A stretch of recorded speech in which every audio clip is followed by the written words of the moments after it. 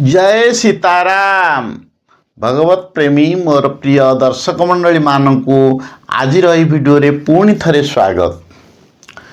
प्रिय दर्शक मंडली मानक सम्मुख रे आज प्रसंग आमे रखा जाऊछु। संसार रे किछि व्यक्ति अछंती जो माने सबले निषिद्ध कर्म करथांती। निषिद्ध कर्म काहा कहवा ना जेउ कर्म कले समाजर अमंगल होइथाय, निजर मध्य अमंगल होइथाय, से भलिया कर्म को निषिद्ध कर्म कुआ जाए। से भलिया कर्म रे व्यक्तिर केतेले मंगल होई न थाए ना समाजर केतेले मंगल होई न थाए। कारण से माने केतेबेले हेले भगवत प्रेम रे मन देई न थांती, परमात्मा भिमुखी कर्म केतेबेले भी कर न थांती जीवन रे।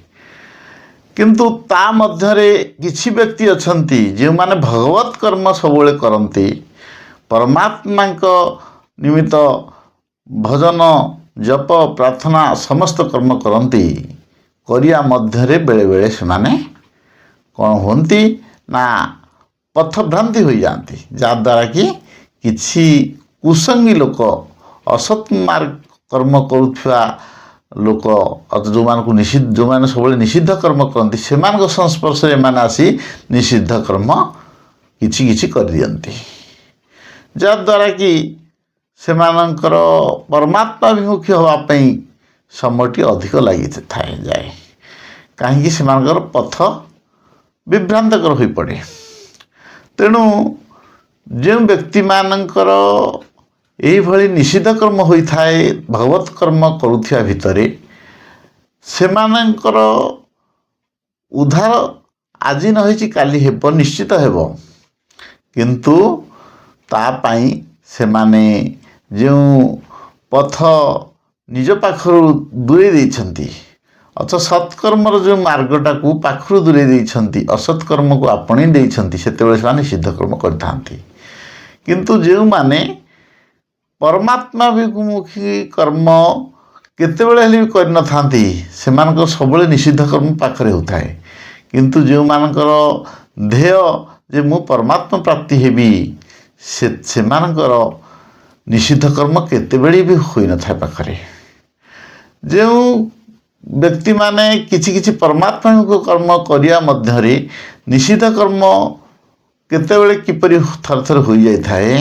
तेणु भगवान ताहाकु कौन ना क्षमा कर दियंती। कहीं ना जेतेबेले सेमाने निजे जानी जाती, निजे अनुताप करती, पश्चाताप करती जे यही कर्म आज मोर भूल हो गला। कहीं भगवान तांकु चेताई दे थांती, भगवान तांकु गाइड करला भलिया कर दे थांती, तांक मन मध्य चेतन दे थांती जे देख तू ए भली कर्म करवाटा तो पाई ठीक नुह।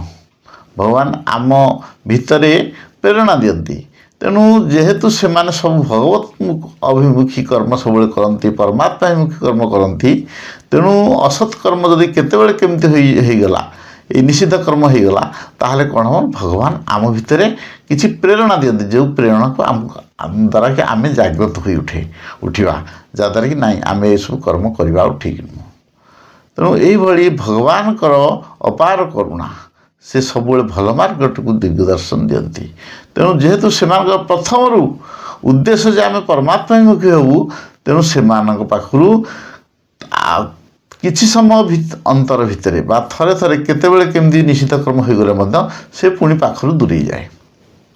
तेणु दर्शक बंधु माने जानी रखा उचित जे आमे सबुले निषिद्ध कर्म को पाखु दूरे भगवत अभिमुखी कर्म सबुले अभ्यास रखिले आम पाखरे निषिद्ध कर्म मध्य आसीपार ना। आ जदि भी आसो सी पुणी पाखु किछि समय पाई रही पुणी दूरे जीव। तेणु से दृष्टि आमे समस्ते जानिबा दरकार जे भगवान आम मान अपार करुणा अच्छी, अपार दया अच्छी, जद्वारा कि तांको कृपारे आमे केतेबेले पथ विभ्रांतिकर होइबा नाही। निश्चित भाव तांकर कृपा आम उपर सब रहिबो। तेणु आमे सब परमात्मा विमुखी कर्म पाखर केतेबेले छाड़िबा नाही। परमात्मा दृढ़ता रखी, परमात्मा पाइबार दृढ़ता रखी तांको सहित सबुले आमे लागी रहिले निश्चित भाव आमे दिने ना दिने तांकरी कृपार लाभदायक पाइबा। आजिर प्रसंग को आमे एठी रखुछु। ପୁଣି ଆମେ ଦେଖା ହେବୁ ଆପଣମାନଙ୍କ ସହିତ ଆଗାମୀ ଭିଡ଼ିଓରେ। ଜୟ ସୀତାରାମ।